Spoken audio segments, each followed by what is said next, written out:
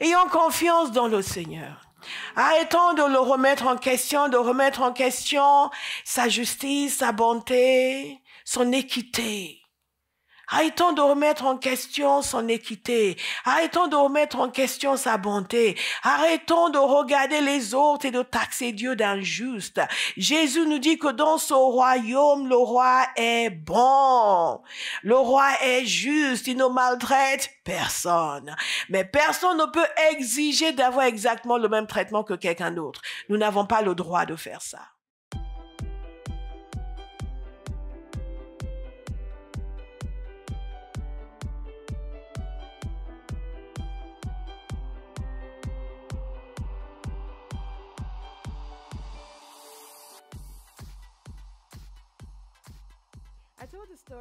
Je vous invite à ouvrir avec moi dans Matthieu chapitre 20. Nous sommes dans une série sur le royaume de Dieu. Nous essayons de comprendre en quoi consiste le royaume de Dieu. Nous comprenons qu'il s'agit du règne de Dieu sur la terre, dans la vie des uns et des autres et à travers les uns et les autres. Que c'est le message que Jésus est venu annoncer.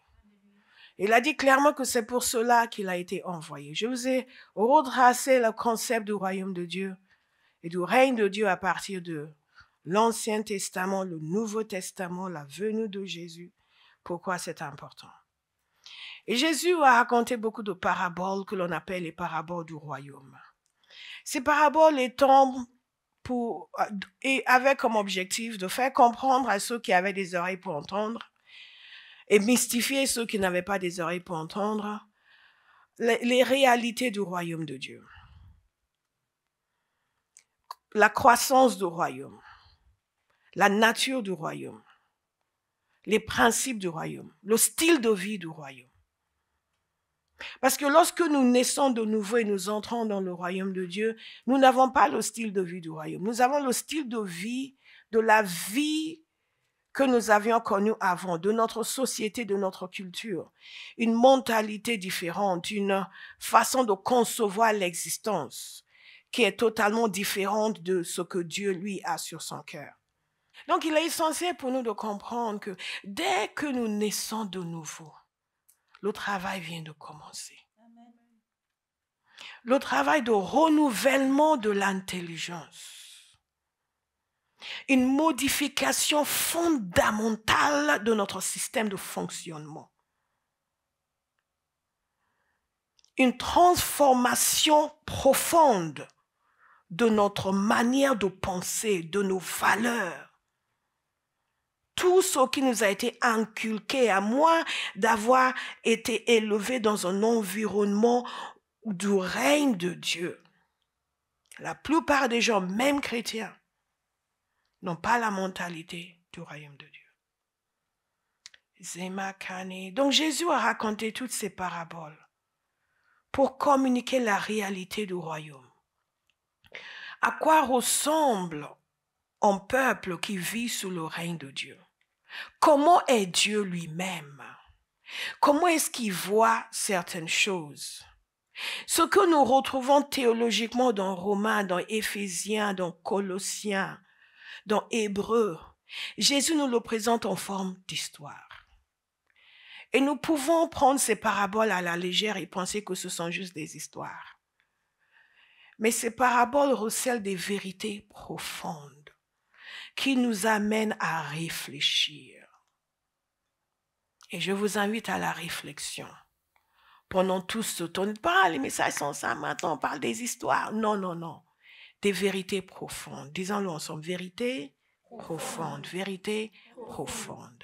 Et si nous les laissons nous parler, nous serons profondément transformés. Amen. Alléluia. Changez pas ceci. Quelqu'un m'a dit changer. Donc Jésus a dit qu'il était venu annoncer le royaume de Dieu. Et ce qui montre l'importance du royaume de Dieu. Et que ce qui est du règne de Dieu, la conversion massive des hommes, la soumission à la volonté de Dieu, la victoire sur le péché, la destruction des œuvres des ténèbres, la prédication de l'évangile dans le monde entier, la connaissance de Dieu, le respect de Dieu, l'honneur de Dieu, la révérence envers Dieu, toutes ces choses doivent devenir la préoccupation majeure du chrétien. Alléluia. Et si c'est tout ce que vous retenez de ce message, vous avez déjà compris. Ce n'est pas une raison pour commencer à dormir maintenant. Le bon pasteur a dit que c'est bon, j'ai déjà compris. Donc, dans Matthieu chapitre 20, Jésus va raconter une histoire, mais c'est dans la suite d'une conversation qui s'est produite précédemment. Ils ont mis la division en chapitres ici, mais ce n'était pas nécessairement l'endroit le plus approprié pour séparer les chapitres. Parce que dans Matthieu 19, il y a un jeune homme riche qui vient voir Jésus. Vous connaissez l'histoire. Et qui veut savoir quoi faire pour hériter de la vie éternelle. Et Jésus lui a dit ce qu'il fallait faire. Il dit, ah, mais j'ai fait tout ça, j'ai fait tout ça. Déjà, il faut voir l'arrogance. Il dit, j'ai fait tout ça, j'ai fait tout ça. Et Jésus lui a dit, ensuite, de vendre tout ce qu'il possédait et de le suivre. Et le jeune homme est reparti triste parce qu'il possédait beaucoup de richesses. D'ores et déjà, nous voyons la différence avec la parabole que Jésus avait racontée, la parabole du trésor. Qui se souvient de la parabole du trésor dans un champ? Qui se souvient? Voilà. C'était quoi la parabole? C'était...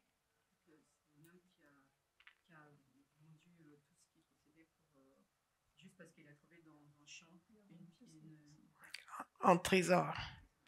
Et donc, cet homme, et Jésus a bien raconté cette parabole, et ce jeune homme, effectivement, est l'opposé de cet homme dans la parabole que Jésus a racontée. Un homme qui a trouvé un trésor dans un champ. Il est allé vendre tout ce qu'il possédait pour pouvoir acheter le champ et posséder le trésor. Il a donc vu que ce trésor était infiniment plus important que tout ce qu'il possédait. Et ce trésor représente le royaume de Dieu. Et Jésus était en train de nous montrer la valeur du royaume de Dieu. Ceci est important et méditez dessus et priez pour vous-même. Parce que beaucoup d'entre nous, nous ne connaissons pas la valeur du royaume de Dieu. La légèreté avec laquelle nous conduisons notre vie chrétienne montre que nous ne connaissons pas la valeur du salut que nous avons reçu ou la valeur de ce Saint-Esprit qui est venu demeurer en nous. La désinvolture avec laquelle nous organisons notre expérience quotidienne est le témoignage de notre cécité quant à la valeur réelle du royaume de Dieu. Vous voyez des gens qui s'accommodent très bien de ne pas venir à l'église, mais ils ne ratent pas un jour de travail. Quelqu'un me disait une fois, je vais venir à notre passage. Quelqu'un me disait une fois, oui, c'est pas évident. Elle voulait que je comprenne que c'était pas facile pour elle pour venir à l'église. Elle était attaquée. Je dis, et de lundi à vendredi, tu n'es pas attaqué. Mais de lundi à vendredi, tu vas religieusement au travail. Mais comme par hasard, le dimanche, tu ne peux pas venir au culte. Et je suis censé m'en émouvoir? Non. My mother didn't raise a fool. Est-ce que vous me suivez? Le trésor qui vaut tout le reste. Ce jeune homme n'avait pas compris la valeur. Que Jésus l'invite à le suivre. Ça n'avait pas assez de valeur à ses yeux. Donc il estimait que non, il ne pouvait pas se séparer de ses richesses. Et quelque chose de magnifique s'est produit parce que Jésus nous a fait comprendre ensuite qu'on ne perd pas au change. Quand on le suit, quel que soit ce que l'on laisse derrière pour le suivre, ce qui est devenu est infiniment meilleur. Amen. Infiniment meilleur, infiniment meilleur, infiniment meilleur. Donc, Pierre, qui veut toujours savoir des choses, lui a donc demandé, parce que Jésus a dit ensuite qu'il a utilisé une expression pour montrer que c'était difficile pour les riches d'entrer dans le royaume de Dieu. Et moi, je vous dirais, pas uniquement ceux qui sont financièrement riches, mais tous ceux qui possèdent quelque chose qui a de la valeur pour eux. Parce qu'il faudra qu'ils considèrent que Jésus a plus de valeur que ceux qu'ils ont, pour qu'ils le laissent derrière pour suivre Jésus. Et Pierre était choqué par cela. Il a dit, mais qui donc peut être sauvé? Jésus les regardait et leur dit, aux hommes cela est impossible, mais à Dieu tout est possible. Donc Pierre a voulu savoir. Je vous donne les origines de notre parabole. Ensuite, nous allons lire la parabole. Pierre a voulu savoir, qui donc peut être sauvé? Alors, il a demandé qui, Jésus a répondu. Ensuite, il a dit, mais nous, on a tout quitté pour te suivre. Et nous, qu'est-ce qu'on va avoir? Question légitime. Et les gens vous posent parfois la question, oui, mais tu gagnes quoi? Tu passes ta vie à l'église, tu n'arrêtes pas de prier. Et nous, on a un nouveau bateau, on ne prie même pas. Et il y a des chrétiens qui sont dérangés, mais ils ne prient pas, ils ont un bateau. Ils ne prient pas, ils ont une maison. Ils ne prient pas, ils ont ceci. Si tout ce que tu veux en Jésus, c'est l'argent, ne le suis pas. Parce qu'on n'a pas besoin de Dieu pour avoir de l'argent. Est-ce que je peux être clair avec vous? Oui, Dieu bénit financièrement, mais on n'a pas besoin de Dieu pour être riche. Donc, si tout ce que vous voulez, c'est l'argent, allez ailleurs. D'ailleurs, vous allez pouvoir gagner votre argent plus facilement ailleurs parce que vous allez pouvoir mentir, tricher, voler, tout ce que Dieu vous empêche de faire. Donc, si tout ce que vous voulez, c'est l'argent, ne revenez plus. Allez chercher l'argent ailleurs parce que vous allez le trouver plus facilement. En Dieu, on devient prospère dans la droiture. Alléluia. Mais dans le monde, vous pouvez aller braquer la banque et demain vous serez riche. Mais ce n'est pas ce que nous cherchons.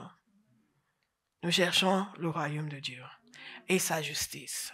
Et Jésus dit, tout le reste vous sera ajouté. Donc Jésus voulait qu'ils comprennent qu'ils ne perdaient pas au change. Et remarquez ceci, ils n'ont pas négocié avec lui pour le suivre. Ils n'ont pas dit, qu'est-ce que tu vas nous donner, on va voir si on te suit ou pas. Ils l'ont déjà suivi. Ils avaient déjà tout abandonné pour le suivre. Et ils n'avaient pas posé cette question avant de tout abandonner. Mais quand ils ont entendu ce qu'il a dit à ce jeune homme, ils se sont demandé, et nous, on a tout laissé, Seigneur, quand même. Et Jésus leur a dit, je vous le dis en vérité, quand le Fils de l'homme au renouvellement de toutes choses sera assis sur le trône de sa gloire, vous qui m'avez suivi, vous serez de même assis sur 12 trônes et vous jugerez les 12 tribus d'Israël. J'imagine, ils ont dû faire, waouh! On pensait pas à tout ça. Yes, de pécheurs, siégeurs de trône. C'est fort. Écoutez attentivement, et là, ça nous concerne tous. Et quiconque aura quitté à cause de mon nom ses frères, ou ses sœurs, ou son père, ou sa mère, ou sa femme, ou ses enfants, ou ses terres, ou ses maisons, recevra le centuple et héritera de la vie éternelle. Alléluia. Héritera de la vie éternelle. Plusieurs des premiers seront les derniers et plusieurs des derniers seront les premiers. Et ce jeune homme qui devait être parmi les premiers dans sa société allait certainement figurer parmi les derniers. Parce qu'il avait estimé que ses trésors matériels étaient infiniment plus importants que le trésor spirituel que Jésus voulait lui donner. Et c'est en ayant raconté cela que Jésus passe maintenant à leur expliquer le royaume des cieux. Il leur dit donc, regardons au chapitre 20, verset 1. En effet, le royaume des cieux ressemble à un propriétaire qui sortit dès le matin afin d'embaucher des ouvriers pour sa vigne. Il se mit d'accord avec eux pour un salaire d'une pièce d'argent, ce qu'on appelle un denier. Et les envoya dans sa vigne. Il sortit vers 9 heures du matin et en vit d'autres qui étaient sur la place sans travail. Et il leur dit, allez aussi à ma vigne et je vous donnerai ce qui sera juste. Et dans une autre tradition, il dit ce qui sera raisonnable. Ensuite, et ils y allèrent. Il sortit de nouveau vers midi et vers 3 heures de l'après-midi, et il fit de même. Il sortit enfin vers 5 heures de l'après-midi, et on trouva d'autres qui étaient là, sans travail. Il leur dit, pourquoi vous tenez-vous ici toute la journée sans travailler? Il lui répondit, c'est que personne ne nous a embauchés. Allez aussi à ma vigne, leur dit-il, et vous recevez ce qui sera juste. Le soir venu, le maître de la vigne dit à son intendant, appelle les ouvriers et paye-leur le salaire, en allant des derniers aux premiers. Ceux de 5 heures de l'après-midi vinrent et reçurent chacun une pièce d'argent. Quand les premiers vinrent à leur tour, ils pensaient recevoir davantage, mais ils reçurent aussi chacun une pièce d'argent. En la recevant, il murmurait contre le propriétaire en disant, ces derniers arrivés n'ont travaillé qu'une heure et tu les as traités comme nous qui avons supporté la fatigue du jour et de la chaleur. Il répondit à l'un d'eux, mon ami, je ne te fais pas de tort. N'as-tu pas été d'accord avec moi pour un salaire d'une pièce d'argent? Prends ce qui te revient et va-t'en. Je veux donner à ce dernier arriver autant qu'à toi. Ne m'est-il pas permis de faire ce que je veux de mes biens? Ou vois-tu d'un mauvais œil que je sois bon? Ainsi les derniers seront les premiers et les premiers seront les derniers. Alléluia. Alléluia. Et dans la version, ma version ici, ne m'est-il pas permis de faire de mon bien ce que je veux? Et retenez bien cette partie parce que c'est la clé de cette histoire. Il y a beaucoup de choses qui sont dites dans cette histoire, beaucoup de choses que nous pouvons comprendre. Mais c'est vraiment la clé. Et qu'est-ce qui se passe ici? Pour ceux qui ne connaissent pas l'histoire et qui n'ont pas écouté la lecture parce que ça arrive, il s'agit d'un homme propriétaire d'une vigne, il a besoin d'ouvriers. Ce qu'il faut savoir, c'est qu'à l'époque, il recrutait les ouvriers à la journée. L'ouvrier sortait donc. Et quand il sortait, il cherchait quelqu'un pour l'embaucher. Vous me suivez? Et de façon générale, c'est ce qu'ils allaient gagner ce jour-là qu'ils allaient utiliser pour nourrir leur famille. Il n'y avait pas de SMIC. Et pour nous, c'est assez difficile de nous plonger dans le contexte et d'imaginer ce que devaient ressentir ces ouvriers chaque jour quand ils sortaient. En espérant que quelqu'un allait les embaucher. Et donc, ce propriétaire, il avait besoin de ses ouvriers, il est sorti, il a trouvé, il pensait avoir trouvé assez, il les a embauchés. Et la journée de travail allait de 6 heures du matin à 6 heures du soir. Donc, les premiers travaillaient à partir de 6 heures du matin. Donc, on recrutait les gens le matin et ils allaient travailler. Rarement, les gens trouvaient quelqu'un ensuite pour les recruter au milieu de la journée. Ça pouvait arriver. Mais les personnes qui ont besoin évaluent leurs besoins à l'avance et vont chercher les gens le matin. Surtout que, avec la chaleur, à un moment de la journée, le travail devenait très difficile et très pesant. Vous allez comprendre aussi par là pourquoi les premiers avaient fait la remarque qu'ils ont faite aux propriétaires. Mais il ne s'est pas arrêté là. À 6 heures, il a cherché les gens. Il est retourné encore à 9 heures. Il est retourné encore à midi. Il est retourné encore à 15 heures. Et même à 17 heures, il est retourné encore. Vous allez me dire, mais pourquoi il retourne? Parce que Jésus voulait nous communiquer une idée. Est-ce que vous me suivez? Et ce qui est intéressant, c'est que les premiers qu'il a recrutés, il a négocié avec eux pour leur payer en deniers. Ce qu'on appelle, dans la traduction seconde 21, il dit une pièce d'argent, juste pour que nous puissions comprendre. En deniers représente quoi? En deniers représente le salaire d'un soldat romain. Les soldats romains étaient bien payés. Ce qui voulait dire que ce denier qui payait représentait une paye importante et conséquente. Vous me suivez? Donc déjà, à la base, il était très généreux envers les premiers qu'il a recrutés. Mais ensuite, il est allé chercher les autres. Et aux autres, il n'a pas promis un montant quelconque. Il a dit qu'il allait leur payer ce qui était juste. Donc, ou ils connaissaient cet homme et ils savaient qu'il était quelqu'un de juste, ou ils étaient tellement désespérés qu'ils se sont dit, bon, on va voir. Ou ils lui ont fait vraiment confiance, ou ils n'avaient pas le choix. Surtout ceux de l'après-midi, parce qu'ils retournent encore à 15 heures, ils sont encore là. Imaginez l'état d'esprit des gens qui sont là. D'autres sont partis travailler, eux, ils sont encore en train d'attendre. 9 heures, ouf, quelques-uns partent, et il y a encore d'autres qui sont en train d'attendre. Au fur et à mesure que la journée passait, le désespoir devait grandir. Comment on va faire si personne ne nous recrute? Et on témoigne ce qu'ont dit ceux qu'il a recrutés à 17 heures. Ceux-là ont dit, on n'a trouvé personne pour nous embaucher. Imaginez l'effort qu'ils ont dû faire s'ils voyaient quelqu'un venir pour dire, est-ce que, ah non, il est juste en train de passer les autres. Et ils voyaient quelqu'un d'autre, ils vont faire, et il choisit quelques-uns, il s'en va, et eux, ils sont encore là. Et c'est cet état d'esprit qu'ont ceux qui ne connaissent pas le Seigneur. Et c'est ce que Dieu voit dans la vie des humains quand il vient les chercher. Quand il envoie quelqu'un pour leur annoncer l'évangile, quand il vient à leur secours, quand il vient répondre à leurs besoins. Vous remarquez que chacun n'a pensé qu'à lui. Ceux qu'il a recrutés en premier, ils sont allés travailler. Ils n'ont pas une pensée pour ceux qui sont restés derrière. Chacun a saisi pour lui et il est parti. Le seul qui pensait aux autres, c'était le maître. Est-ce que vous me suivez? Ce point est très important pour que nous comprenions pourquoi Dieu nous demande certains comportements. Parce que chacun de nous sommes préoccupés par nous-mêmes, nos situations, nos circonstances, presque de façon exclusive. Mais Dieu voit tout le monde. Et il voit le besoin de chacun. Donc, dans cette histoire, bien sûr, vous aurez compris que le propriétaire, c'est Dieu. Que les ouvriers qu'il est allé chercher, c'est nous. Et que sa vigne, c'est son royaume. Amen.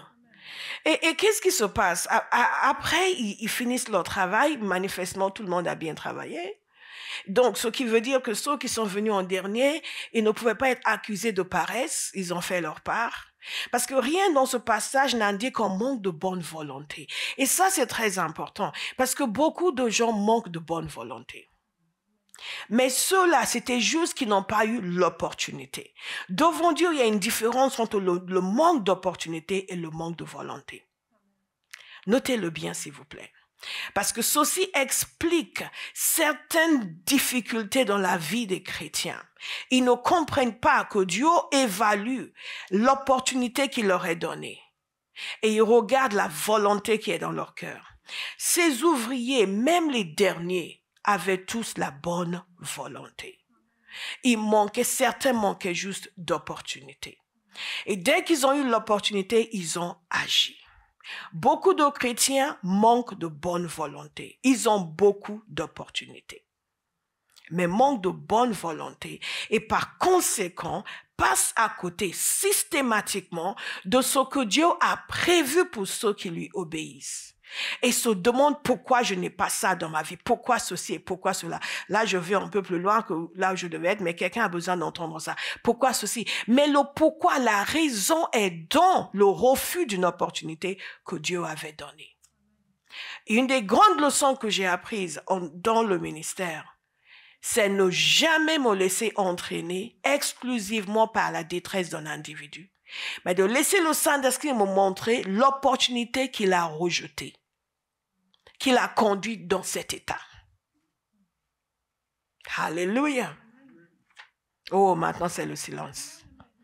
Alléluia, Abba House. La vérité nous affranchit. Vous voulez que je vous dise, vous êtes merveilleux? Alléluia.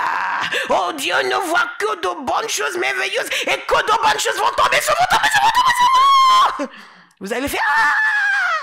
Et ce serait tous du mensonge. Mais la vérité nous affranchit. La vérité nous affranchit. Donc, regardez, ils ne sont pas contents. Ils sont payés. Les premiers ne sont pas contents. Donc, le maître, et Jésus est un maître dans la manière de raconter une histoire. Moi, si je devais raconter cette histoire, je vais faire, OK, après, ils les ont tous payés et certains n'étaient pas contents. Non. Jésus a raconté cette histoire de telle sorte que le propriétaire a créé une tension dramatique. Il a dit, vous commencez à payer d'abord les derniers. Les derniers recrutés. Donc, quand quelqu'un est venu travailler 1 heure, et qui reçoit le denier, la pièce qui est le salaire. Déjà, c'était généreux pour ceux qui travaillaient la journée. Alors, ceux qui travaillaient 1 heure, j'imagine leur joie. My God! Ils se sont peut-être dit, bon, on va peut-être recevoir un petit quelque chose. Et quand ils ont reçu ça, Kabasekata. Vous recevez votre salaire et il y a 2 000 € de plus. I have seen the Lord's goodness, His mercy. Et le dimanche à l'église, vous dansez. Il dit, mais il a vu Jésus cette semaine. Il a eu une révélation du ciel cette semaine. Donc, la parole est pénétrée. Non, c'est l'argent qui est pénétré en lui. Donc, imaginez les gens qui ont travaillé 1 seule heure. Quand ils ont reçu leur paye, ils ont dû frotter un peu. Mais c'est pour nous, c'est nous tous. Non, c'est chacun. Et ensuite, ceux qui sont venus à 15 heures, pareil, ceux qui sont venus à midi, tout le monde a commencé à faire Si c'est des Yoruba, ils auraient commencé à chanter les louanges du maître. Le maître des maîtres. Le plus grand des maîtres. Même là où tu marches est merveilleux. Tes pieds sont extraordinaires. Tes mains remplies d'or. Et lui lève. Et donc, imaginez que ceux qui ont été là toute la journée, ils devaient regarder les autres en disant, quand ça va être notre tour, my God. Certains devaient déjà imaginer ce qu'ils allaient dire à leur épouse en rentrant le soir. La nouvelle robe qu'ils allaient lui acheter, cette robe qu'elle demande depuis, parce qu'aujourd'hui le maître est généreux. Et donc, quand ils sont allés pour leur paie, ils ont reçu. Ils ont dû dire, peut-être qu'il va refaire un tour. Et c'était fini. Ce qui les aurait remplis de joie, les a après remplis de tristesse. Pourquoi? Parce qu'ils se comparaient aux autres. Ils se comparaient aux autres. Et donc, ils étaient mécontents. Ils n'étaient pas juste mécontents. Ils étaient mécontents au point où ils se sont plaints. Ils ont murmuré contre le maître. Vous devez imaginer leur degré de mécontentement parce que c'est des ouvriers à la journée. Ils avaient encore besoin de travail pour le lendemain. Ils espéraient encore qu'il allait venir les chercher pour le lendemain. Donc, oser se plaindre, c'est vraiment qu'ils étaient fort mécontents.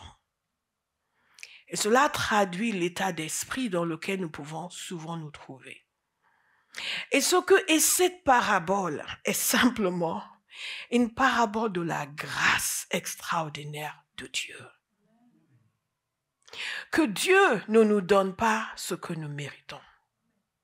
Ce qu'il nous donne est un acte de miséricorde. Quel que soit ce que nous avons fait, même les gens qui étaient là toute la journée, ils ont reçu plus que ce qu'ils méritaient. Mais ils auraient été reconnaissants, sauf qu'ils ont commencé à trouver que même s'ils ont reçu plus que ce qu'ils méritaient, les autres qui méritaient encore moins qu'eux ont reçu la même chose. Est-ce que vous comprenez la nuance? Vous allez y trouver la cause de la tristesse de beaucoup de chrétiens. Le fait qu'ils ne reconnaissent pas la grâce extraordinaire dont ils ont bénéficié. Et qu'ils estiment que les autres devaient être infiniment moins bénis, moins heureux qu'eux, compte tenu du fait qu'eux ont fait plus. Il y a deux choses que l'on peut voir dans ce passage. On peut voir une métaphore de salut pour dire, quel que soit le moment où vous venez, si vous venez à Jésus juste avant de fermer l'œil dans la mort, vous recevez la même chose, le salut éternel. Le voleur sur la croix, qui a confessé Jésus. Jésus a dit, aujourd'hui même tu seras avec moi au paradis. In extremis, ça va être dans son dernier souffle, il a été sauvé. Il y a d'autres comme Pierre, qui ont passé leur vie, toute leur vie adulte, à suivre Jésus. Même été crucifiés pour lui. Ils n'ont pas reçu un salut plus grand, ils ont reçu le même salut. Mais remarquez quelque chose. C'est l'opportunité qui n'a pas été donnée à ces ouvriers. Ce n'est pas qu'ils ont manqué de bonne volonté. Quelqu'un pourra entendre cela et dire, ah ben si c'est comme ça, je vais attendre la mort avant de me donner à Jésus. Mais l'opportunité ne t'a pas manqué. C'est la bonne volonté qui t'a manqué. Il y a une grande différence. Lorsqu'on était jeunes et que les gens venaient nous annoncer l'évangile, on disait, oh, quand je serai vieux, je vais profiter de la vie d'abord. Vous me suivez? Les gens qui parlent comme cela risquent de partir de façon inattendue et ne pas avoir ce moment qu'ils pensaient utiliser à la fin pour donner leur vie à Jésus. Et tous ces gens devaient être conscients d'une chose, c'est la grande bonté du propriétaire. Et ça, c'est la leçon principale que Jésus venait communiquer ici. La bonté de Dieu.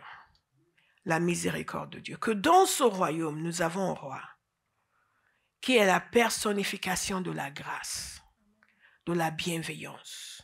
Tout ce que nous avons appris la semaine dernière sur les attributs de Dieu, Dieu est miséricordieux. Dieu est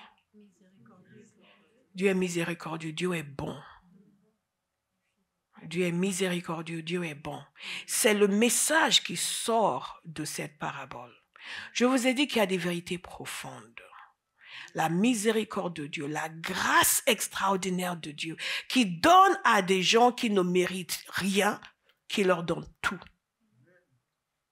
La bonté infinie de Dieu, qui vient à des gens qui n'avaient plus d'espoir et leur donne un nouveau départ. Est-ce que vous me suivez?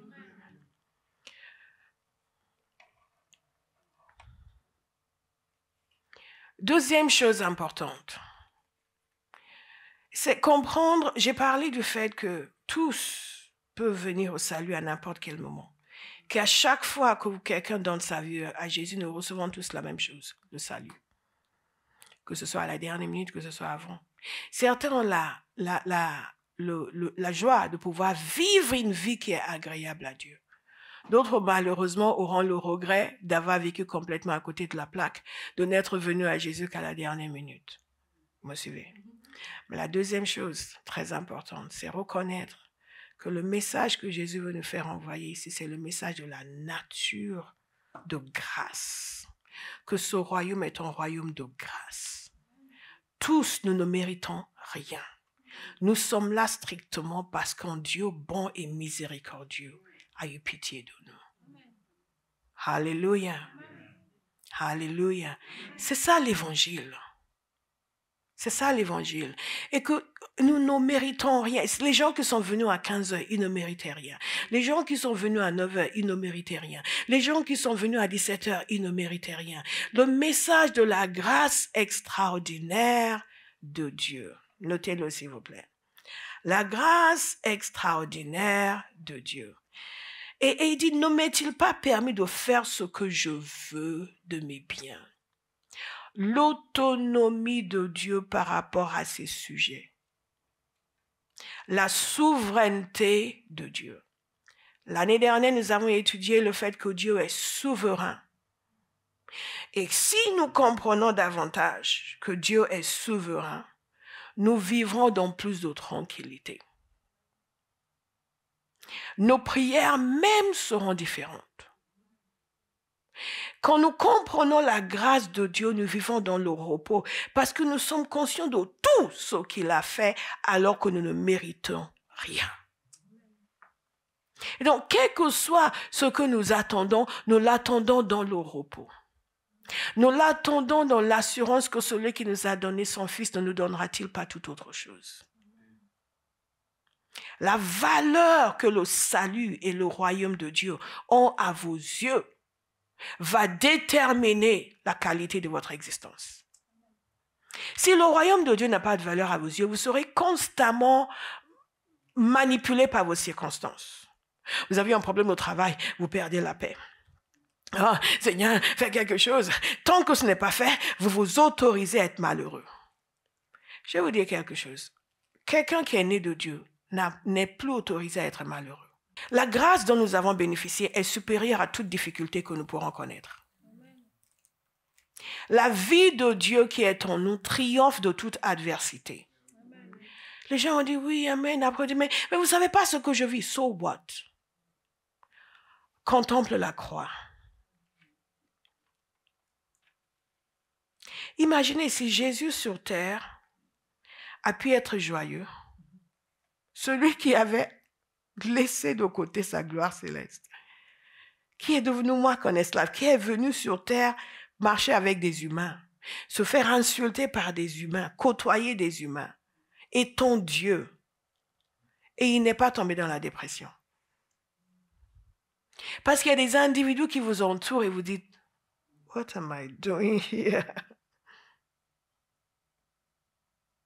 J'aurais aimé être là pour dire, Seigneur, tu n'en as pas marre de nous. Tu ne regrettes pas d'être venu.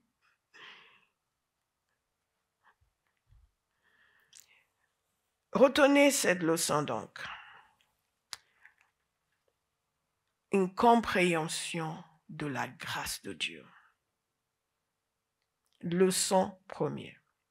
Jésus est en train de nous communiquer la réalité de la grâce de Dieu. Et que cette grâce de Dieu est manifestée de façon souveraine. Nous n'avons droit à rien. Les gens qui sont venus en premier ne pouvaient pas dire nous avons le droit d'avoir plus qu'eux. Nous n'avons, dans ce royaume, nous n'avons de droit que ce que Jésus nous a donné. Vous suivez? La théologie de quelqu'un est en train de changer. Je vais vous dire, même ce à quoi nous avons droit, nous y avons droit parce que Dieu nous a accordé ce droit. Nous ne pouvons lui exiger en droit quelqu'un qui nous revient par nous-mêmes. Le droit d'être guéri, le droit d'être libéré des démons, nous ne l'avons que parce que Jésus nous l'a accordé. Vous me suivez? Nous n'avons aucun droit vis-à-vis de Dieu. Tout ce que nous avons comme droit, c'est parce qu'il a bien voulu, dans sa souveraineté, nous accorder ces droits. Nous ne pouvons pas les lui exiger. Nous pouvons juste les recevoir. C'est très important. Quand vous comprenez cela, vous vivrez dans la soumission. C'est oui, Seigneur, si tu ne fais pas ceci, je vais mourir. Meurs. On prépare ton enterrement. Parce que les dieux souverains n'est pas manipulable. Même pas par le jeûne.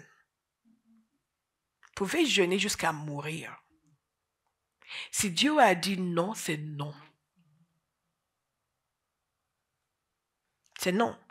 La prière, le jeûne, nous ne sommes pas là pour exiger nos droits que nous sommes arrogés nous-mêmes et obliger Dieu à faire quelque chose. Nous n'avons pas ces droits-là. Nous prions, nous jeûnons pour nous positionner en Dieu correctement pour recevoir ce que lui a promis. Amen. Pas juste ce que nous voulons. Alléluia. Donc nous comprenons la grâce, tout est par grâce, la grâce. Dieu est souverain, dans sa souveraineté, il nous accorde des choses, mais nous ne les méritons absolument pas. Dieu est généreux. Jésus voulait que nous comprenions le caractère du Maître, qu'il est généreux, qu'il accorde à tous ce que lui veut. Pas que ce que nous pensons mériter, et surtout que nous ne méritons rien. Que même lorsque nous pensons avoir fait ci, fait ça, c'est toujours par grâce. Même quand je pense l'avoir servi longuement, je ne suis pas meilleur en moi-même. Je suis reconnaissante pour la grâce de le servir. Et pour la capacité qu'il me donne. Donc, personne ne peut se vanter. Personne. Personne ne peut se vanter. Dieu est généreux. Éphésiens 2, verset 8 nous dit ceci. En effet, c'est par la grâce que vous êtes sauvés, par le moyen de la foi. Et cela ne vient pas de vous, c'est le don de Dieu. C'est le don de Dieu. Alléluia. Nous avons reçu infiniment plus que ce que nous pourrions décrire, que ce que nous pourrions mériter. J'ai entendu un entrepreneur parler de son entreprise et comment ils ont restructuré le partenariat dans son entreprise parce qu'il avait commencé avec un ou deux partenaires. Et lui, il était content parce que, heureusement pour lui, ses partenaires étaient des gens vraiment engagés.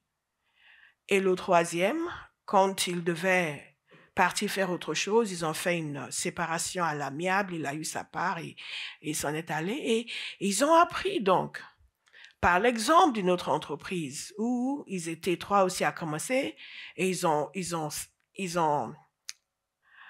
la manière de partager l'entreprise et les documents qu'ils ont faits faisaient en sorte que chaque partenaire avait droit à sa part pour la vie. Parce qu'ils avaient confiance l'un dans l'autre. Mais il y avait un partenaire qui a dû travailler 30 jours, il a travaillé 30 jours avec l'entreprise. Et après, il est allé faire ses affaires. Il n'a plus rien contribué. Mais il continue de recevoir des grosses sommes d'argent à cause de la structure qu'ils avaient mise en place. Les autres n'aiment pas, mais ils n'ont pas le choix. Est-ce que vous me suivez? Donc, eux, ils ont structuré les choses de telle façon que ceux qu'ils allaient faire venir comme partenaires n'allaient pas obtenir plus que ce qui leur était dû, de par leur implication effective. Donc, dans leur structure, il n'y avait pas de place pour la grâce. Chacun devait mériter jusqu'au dernier centime. Ça, c'est la structure que les êtres humains créent.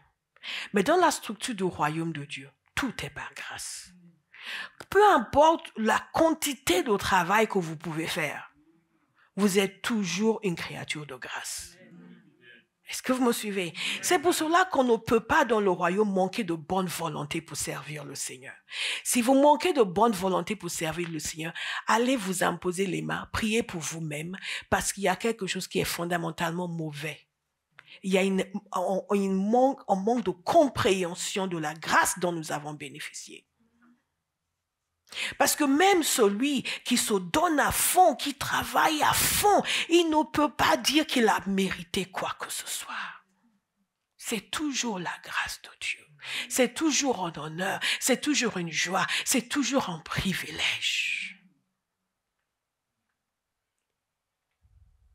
Et quand nous avons la révélation de la grâce, nous sommes constamment en train de chercher ce que nous pouvons faire. Comme ces hommes qui étaient au marché. Ils cherchaient à faire quelque chose. Je vous ai dit qu'il leur manquait l'opportunité, mais pas la bonne volonté. La question que je vous pose aujourd'hui, dans votre marche avec Dieu, est-ce que vous avez la bonne volonté? Examinez votre cœur. Parce que Dieu fait la différence entre l'opportunité et la bonne volonté. Est-ce que l'opportunité vous a été donnée de le suivre à fond dans la parole, dans la prière, dans votre vie ou dans le service? L'opportunité vous a été donnée. Est-ce que vous l'avez saisie? Est-ce que la bonne volonté est au rendez-vous? Ce sont ces choses-là que Dieu regarde. Et où est-ce que à un moment donné vous avez estimé que c'est beaucoup, Dieu ne demande pas autant que ça. La question n'est pas de savoir ce que Dieu demande, la question de savoir c'est ce que la révélation de Dieu en vous pousse à faire. Est-ce que vous me suivez? Amen.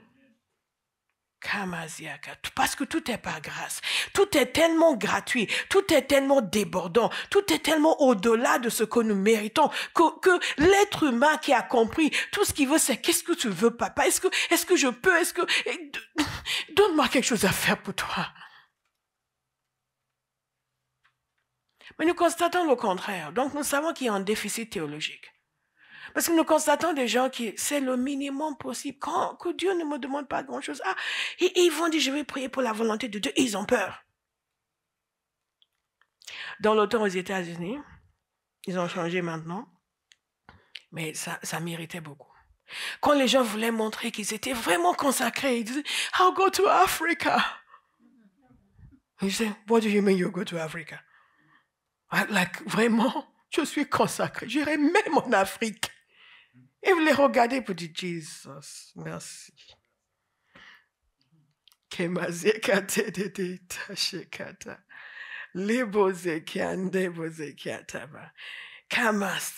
que vous comprenez? Non, est-ce que vous comprenez? Nous devons labourer dans la parole, dans la prière, jusqu'à ce que la révélation de sa grâce nous inonde. Et on arrête d'exiger parce que j'ai fait ceci et on ne m'a pas dit merci. Oui, on n'a même pas remarqué. On n'a pas besoin de remarquer. On n'a pas besoin de remarquer. Non. C'est la moindre des choses à cause de la grâce dont nous avons bénéficié. Il y a ce chant que nous chantons. Si tu comptais tous nos péchés, qui vivra? Mais nous entrons purifiés par le sang de l'agneau. Si tu comptais tous nos péchés, qui vivrait? Si tu comptais tous nos péchés, qui vivrait? Et parfois, vous avez des gens qui pensent que, oui, mais moi j'ai fait, non, calmez-vous. Tout est par grâce. Tout est par grâce. Tout est par grâce. Tout est par grâce. Tout est par grâce. Alléluia. Tout est par grâce. Nous ne méritons rien. Et j'ai noté ici que la conscience de la grâce va nous pousser dans le pardon. Ça, on vit le pardon dans le royaume la semaine dernière. Dans le pardon, dans le service. Des ouvriers. Ces ouvriers devaient rentrer chez eux en chantant la grâce dont ils ont bénéficié. J'imagine que celui qui était venu à 5 heures, rentrait à la maison comme ça, sa femme dit comment, je n'ai été embauché qu'à 5 heures, elle devait se dire, oh, sûrement il n'est pas revenu avec grand chose. Mais ferme les yeux, je te mets ma paix dans la main, ferme les yeux. Ça, et elle l'ouvrait. C'est comme ça que nous devons être. Nous qui avons bénéficié de la grâce, partout où nous allons, des porteurs de bonnes nouvelles. Parce que nous sommes conscients d'avoir reçu quelque chose d'extraordinaire que nous ne méritons pas, nous n'aurions jamais pu mériter. Tous les efforts ne pouvaient pas nous amener à le mériter. Alléluia. La deuxième chose que je vais vous donner ici, c'est puisque nous savons que tout est par grâce, nous arrêtons de faire des comptes avec Dieu. Comme les premiers, ils voulaient informer le propriétaire que eux ont souffert, eux. Ils sont là depuis le matin. Ils ont souffert dans la chaleur. Ils ont souffert la fatigue, de l'effort, de la chaleur. 12 heures de travail. Et certains sont venus faire 1 heure de travail. Nous arrêtons de faire des comptes avec Dieu. De lui dire, oui, après tout, moi je ne comprends pas. Sinon, il faut que tu m'expliques. Moi, je ne comprends pas. Moi, je suis à Bauhaus depuis le début. Olive est venue du pays de la langue des clics. À peine quelques mois, elle fait la louange. Moi, on ne m'a jamais demandé de chanter. Tu te souviens quand on a fait ça, elle n'était pas là. Hein? Quand on a fait ça, elle n'était pas là. Hein? Quand on a fait la marche, on a fait le tour de Paris à pied, papa. Tu te souviens, je suis rentrée à pied, j'avais mal aux jambes.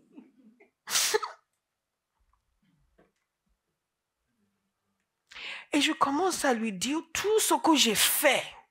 Donc, comment se fait-il que je n'ai pas de retour? Ça, c'est quelqu'un qui n'a pas compris que ce n'est pas la grâce. Alléluia.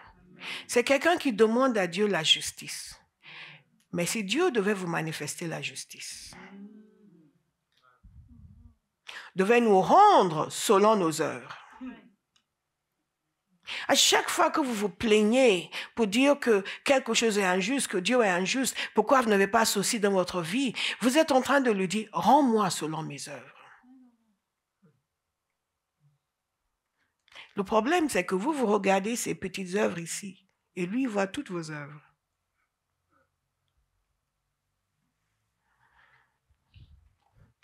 Nous ne faisons pas la comptabilité de nos œuvres devant le Seigneur pour exiger un traitement meilleur.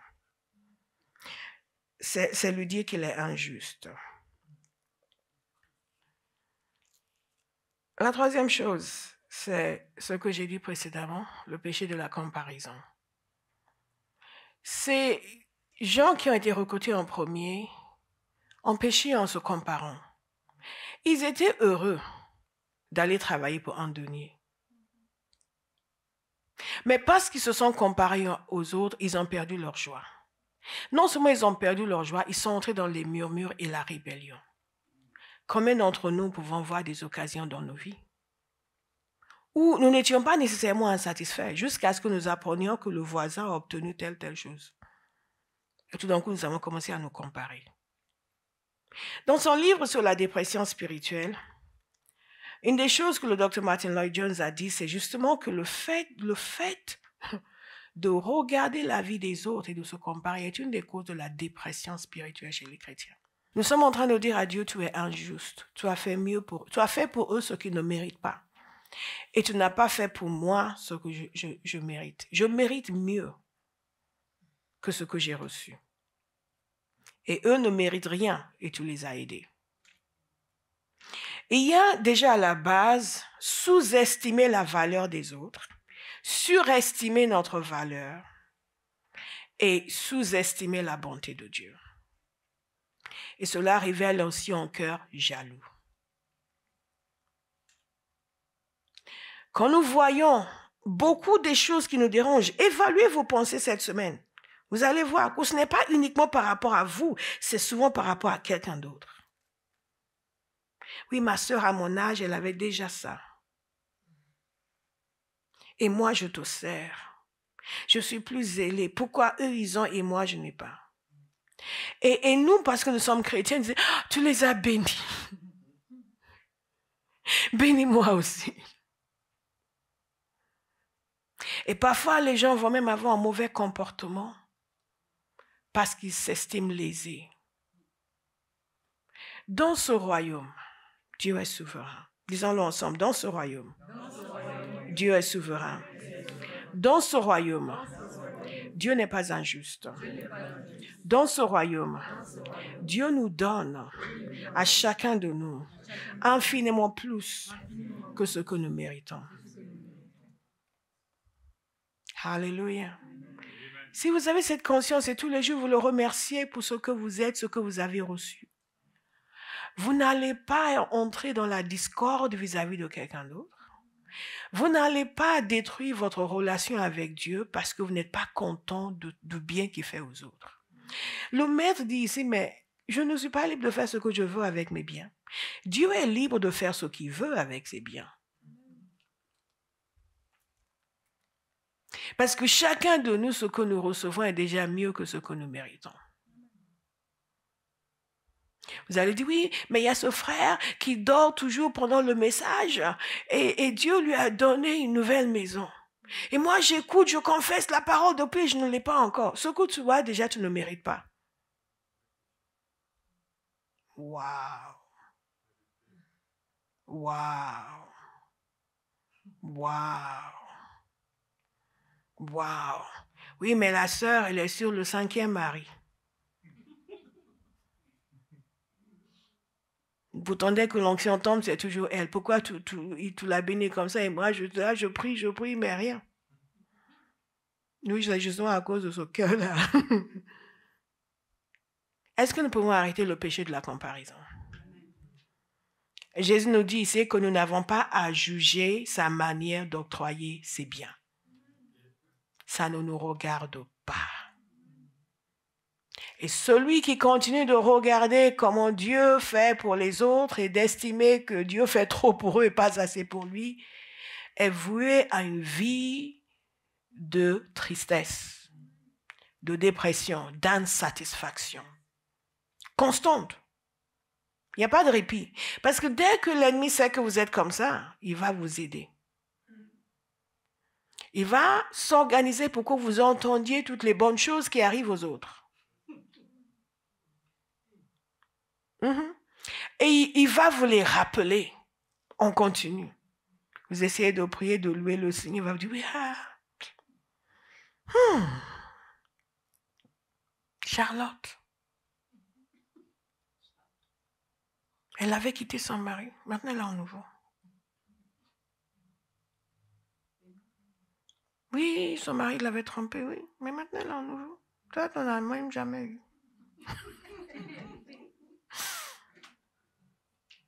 Et vous êtes là. Vous étiez là, je te loue, Seigneur. Je te loue, Seigneur. Je te loue, Seigneur. Je te loue. Je te loue, Seigneur. Et après, vous venez à l'église et louez le Seigneur. On loue le Seigneur. C'est pas juste. Si vous avez ce qui est dans le cœur des gens pendant la louange, c'est Kamari Bobo Sheka. Dites, je refuse le péché de la comparaison. Et ça arrive souvent aux vieux chrétiens. Quand quelqu'un vient de se convertir, il vient, ah, le Seigneur a fait ça pour moi, le Seigneur a fait ça pour moi. Il y a des gens qui se réjouissent sincèrement, mais il y a d'autres qui font, ah bon? Mais il vient de se convertir. Mais moi, je demande ça depuis des années. Va, vraiment, ça bénit, frère. Dieu t'a vraiment béni dans leur cœur. C'est... Il n'a pas jeûné. Il n'a pas prié. En plus, il est encore dans la fornication. Je vais le dire au pasteur. Dites, je renonce au péché de la comparaison. Souvent, nous pensons qu'il y a... Vous savez, ça arrive souvent aux gens qui ont grandi dans l'église. Ceux-là qui ont grandi dans l'église, qui ne sont jamais allés faire des détours à l'étranger, qui ont été bien carrés, bien droits dans leurs bottes. Et ils voient quelqu'un qui a un passé chargé. Se donner au Seigneur et commencer à avancer, commencer maintenant à prophétiser. Et ils demandent le don de prophétie depuis longtemps, ils sont là, mais quoi? Mais, Et quelque part à l'intérieur, ils ne sont pas satisfaits. Parce qu'ils demandaient le don de guérison et cette personne qui a vécu une vie. Et ils étaient heureux quand ils entendaient le témoignage. Ah, Seigneur, vraiment, tu peux sauver tout le monde. Seigneur, merci. Tu es vraiment un Dieu de miséricorde. Mais la miséricorde pour eux devait s'arrêter. La personne devait maintenant être derrière eux. Parce qu'eux, ils sont là depuis l'enfance. Ils ont été baptisés dans leur biberon. Donc, les autres doivent être derrière, toujours derrière eux dans l'expérience spirituelle.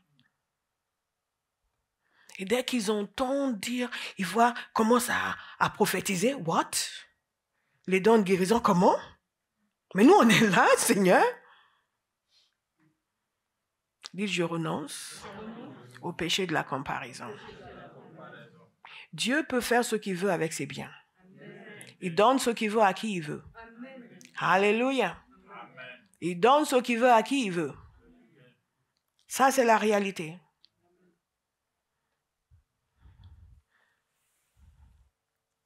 On peut se comparer à quelqu'un qui ne sert pas comme nous. Nous l'avons entendu se plaindre. Et tout d'un coup, il vient témoigner d'une bénédiction. Mais nous, on est là, on sert, on travaille.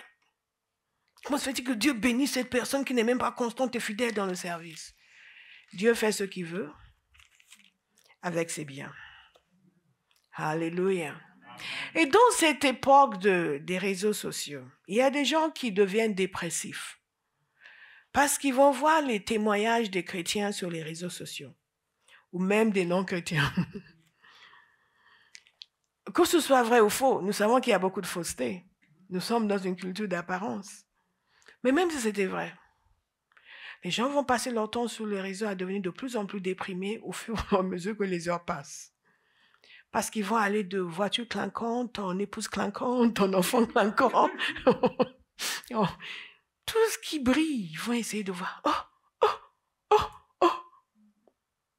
Ils vont ignorer les couches de peinture sur le visage. Mais elle est belle, elle est belle. Ils vont se regarder dans le miroir. Et nourrir la dépression, nourrir l'insatisfaction, parce qu'ils se comparent en continu. Dites, je renonce au péché de la comparaison. Au nom de Jésus. Au nom de Jésus. Au nom de Jésus. Vous vous souvenez de ce qui s'est passé dans Jean chapitre 21? Lorsque Jésus a dit à Pierre, une des apparences qu'ils ont eues après la résurrection de Jésus, et Jésus a dit à Pierre comment il allait mourir. Et Pierre, au lieu de s'occuper de son avenir, a vu le disciple que Jésus aimait, a dit, et lui, vous comprenez, tout de suite, il voulait savoir pour l'autre. Tout de suite, il voulait savoir pour l'autre. Tout de suite. C'est pour vous dire à quel point c'est enraciné en nous de toujours nous mesurer par rapport aux autres. Vous pouvez vous laisser inspirer par quelqu'un. Il y a des gens qui m'inspirent, qui m'ont beaucoup inspiré, mais entre vous laisser inspirer et vous comparer de manière défavorable, il y a un écart. Et donc, il demande pour l'autre, et Jésus lui a dit, en quoi ça te regarde? Si je veux qu'il reste en vie jusqu'à ce qu'il revienne, qu'est-ce que ça peut te faire? Et vous savez ce qu'ils ont fait? Ils ont conclu que ce disciple allait rester en vie jusqu'à ce que Jésus revienne. Pierre se retourna et vit venir derrière eux le disciple que Jésus aimait, celui qui, pendant le souper, s'était penché vers Jésus et avait dit, « Seigneur, qui est celui qui va te trahir ?» En le voyant, Pierre dit à Jésus, « Et lui, Seigneur, que lui arrivera-t-il ?» Jésus lui dit, « Si je veux qu'il vive jusqu'à ce que je revienne, en quoi cela te concerne-t-il? Toi, suis-moi. » En quoi cela te concerne-t-il? Toi, suis-moi. Ces premiers qui ont travaillé, ce n'était pas leur affaire ce que les autres étaient payés. Mais ils en ont fait leur affaire et ils ont détruit leur propre joie. Ne détruisez plus votre joie. Dans son royaume, Dieu est souverain, il fait comme il veut. Ne remettez pas en question les bénédictions qu'il donne à d'autres, les grâces qu'il accorde à d'autres. Pourquoi elle prêche comme ça et pas moi? Pourquoi elle est chaude comme ça et pas moi? Pourquoi lui, il enseigne comme ça et pas moi? Dieu est souverain. Mais si toi, tu décides de le suivre, tu verras toutes les grâces qu'il a réservées pour ta vie. Dans ce royaume, il n'y a pas de jalousie. Dans ce royaume, il n'y a pas de comparaison. Alléluia. Je vais vous donner encore un autre point qu'il faut noter. Et c'est le 4e. Faites confiance à Dieu. Est-ce que vous avez remarqué que il n'a promis en montant qu'au premier qu'il a recruté. Les autres, il leur a dit, je ferai ce qui est juste. Et ils lui ont fait confiance. Alléluia. Ils l'ont suivi quand même, ils ont travaillé. Faisons confiance au Seigneur. Il fera envers nous ce qui est juste. Je le répète, il fera envers nous ce qui est juste. Nous n'avons pas à exiger que les autres nous montrent pour que nous puissions avancer. Oui, mais si on ne me dit pas, moi je ne fais pas. It's your problem. Moi je fais. Est-ce que j'ai confiance en Dieu? Il fera ce qui est juste envers moi. Je ne peux pas être lésé en le suivant. Pas question. Oui, mais tu sais, un tel était comme ça, il était tout le temps à l'église, regarde sa vie. Mais je ne sais pas ce qui est arrivé dans sa vie. Mais moi, je suis Jésus. Je suis Jésus à fond. Si j'avais écouté les gens, je me serais désengagé de l'église depuis longtemps. On ne serait même pas ici. La question à Barras ne se serait pas posée. Si j'avais écouté les gens, parce que les gens, quand ils sont un peu brinque-ballons, ils veulent amener du monde avec eux. Vous avez remarqué? Ils ne veulent pas tomber seuls. Ils ne veulent pas s'en aller seuls. Ils ne veulent pas aller seuls vers l'inconnu de la séparation avec Dieu. Ils veulent toujours amener quelqu'un avec eux. Et le nombre de gens qui ont voulu m'amener avec eux dans la désobéissance, dans la rébellion, dans le refus de l'autorité de Dieu, dans le refus de servir à l'église, dans le refus de ceci, combien de gens, je bénis l'Éternel. Pour cette chose qui pour moi c'est Dieu ne peut pas me fourvoyer. Il est mon Père. Je vais faire ce que je sais qu'il veut que je fasse et j'ai confiance en lui. Les humains peuvent faire de leur mieux pour me marcher sur la tête, mais j'ai confiance. Non, je ne vais pas me désengager par rapport à Dieu. He will take care of me. He will take care of me. He will never ever let me down. I will give God my life. My life. I will give God my life. He will take care of me. He will take care of me. He will never ever let me down. I will give God my life. Ben n'est pas là. Qui le connaît en français? Soin de moi. Il prendra soin de moi. Il ne m'abandonnera jamais. Je donnerai ma vie à Dieu. Chantons ensemble. Ma vie. Je donnerai ma vie à Dieu. Il prendra soin de moi. Il prendra soin de moi. Il ne m'abandonnera jamais. Je donnerai ma vie à Dieu. Ayons confiance dans le Seigneur. Arrêtons de le remettre en question, de remettre en question sa justice, sa bonté, son équité. Arrêtons de remettre en question son équité. Arrêtons de remettre en question sa bonté. Arrêtons de regarder les autres et de taxer Dieu d'injuste. Jésus nous dit que dans ce royaume, le roi est bon. Le roi est juste. Il ne maltraite personne. Mais personne ne peut exiger d'avoir exactement le même traitement que quelqu'un d'autre. Nous n'avons pas le droit de faire ça. Donc arrêtez de le faire. Dis à quelqu'un, arrête de le faire. Arrête de le faire. Notez ceci, toute notre vie, nous aurons besoin de miséricorde. Nous ne sommes pas encore arrivés à la perfection, donc jusqu'au dernier souffle, nous aurons besoin de miséricorde. Nous aurons besoin de miséricorde. Tous. La seule personne qui ait marché sur cette terre qui n'a pas eu besoin de miséricorde, c'est Jésus. Jésus. Donc, dès lors où vous savez que vous aurez toujours besoin de miséricorde, faites preuve de miséricorde. Arrêtez de condamner, arrêtez de regarder, arrêtez de trouver que quelqu'un ne mérite pas quelque chose. Vous-même, vous ne méritez rien. Alléluia. Nous aurons besoin de miséricorde. Dans notre jour, je vous expliquerai comment on reçoit la miséricorde. Nous croyons donc, nous avons confiance dans sa fidélité. Nous avons confiance dans sa récompense pour le service. Nous avons confiance en lui, donc nous savons que nous ne pouvons jamais lui donner plus que ce qu'il nous a donné. Peu importe ce qu'on peut faire pour lui, ce ne sera jamais plus que ce qu'il a fait pour nous. Donc on peut faire le maximum pour lui. Nous croyons qu'il va nous donner une récompense et qu'elle sera bonne. Elle sera plus que ce que nous méritons. Alléluia. Nous ne comparons pas à d'autres. Nous suivons le Seigneur. Comme il a dit à Pierre, en quoi cela te regarde? Suis-moi. Nous allons le suivre. Et nous allons accepter tout ce qu'il veut.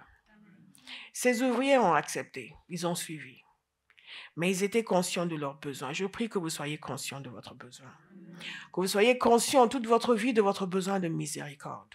Ces ouvriers étaient conscients de leurs besoins de travail. Nous avons besoin d'être conscients de notre besoin. Comprenez-vous les besoins qu'il y a dans ces phrases? Nous devons être conscients de notre besoin. Beaucoup de gens ne sont pas conscients de notre besoin. Ils pensent qu'ils sont devenus quelqu'un parce qu'ils sont nés de Dieu. Je suis la justice de Dieu en Christ. C'est vrai. Mais vous ne l'êtes que parce qu'il vous a permis de l'être. Nous avons toujours besoin de miséricorde. Nous aurons toujours besoin de miséricorde. Je vous invite en terminant, je vous invite à méditer sur ce que Jésus a dit concernant ce peuple. Lorsque ses disciples sont allés lui demander, mais pourquoi tu parles à ce peuple en parabole? Jésus a dit ceci, parce qu'il vous a été donné à vous de connaître les mystères du royaume. Mais qu'à eux, cela n'a pas été donné. On donnera à celui qui a, et il sera dans l'abondance. Mais à celui qui n'a pas, on enlèvera même ce qu'il a. C'est pourquoi je leur parle en parabole. Parce qu'en voyant, ils ne voient pas. Et en entendant, n'entendent pas et ne comprennent pas. Et il a cité une prophétie d'Ésaïe qui montre que ce peuple n'a pas voulu entendre, donc il n'entend plus. Il n'a pas voulu voir, donc il ne voit plus. Que ce ne soit pas votre témoignage. Que ce ne soit vraiment pas votre témoignage, que vous soyez de ceux qui voient. Parce qu'il a dit à vous, il a été donné de connaître les mystères du royaume. Toutes ces choses que nous sommes en train de regarder, c'est ce que Jésus appelle les mystères du royaume. Cette conscience de la grâce extraordinaire de Dieu, cette vie de foi dans ce Dieu de grâce, cette vie d'honneur vis-à-vis de ce Dieu de grâce, la conscience de sa souveraineté, de sa bonté, de sa droiture, de sa miséricorde, et que cela nous imprègne totalement et conditionne notre mental, conditionne notre fonctionnement et même nos attitudes envers les autres. Je vous assure, nous avons été mal façonnés. Quand on regarde, même nos réflexes sont portés dans le sens de la comparaison, du jugement, de la condamnation. Et tout cela, Jésus veut changer avec sa parole. Et je déclare sur vous, heureux vos yeux parce qu'ils voient, amen. Vos oreilles parce qu'ils entendent. Amen. Alléluia. Amen. Heureux vos yeux parce qu'ils voient, amen. vos oreilles parce qu'ils entendent. Elles entendent. Remercions le Seigneur. Alléluia.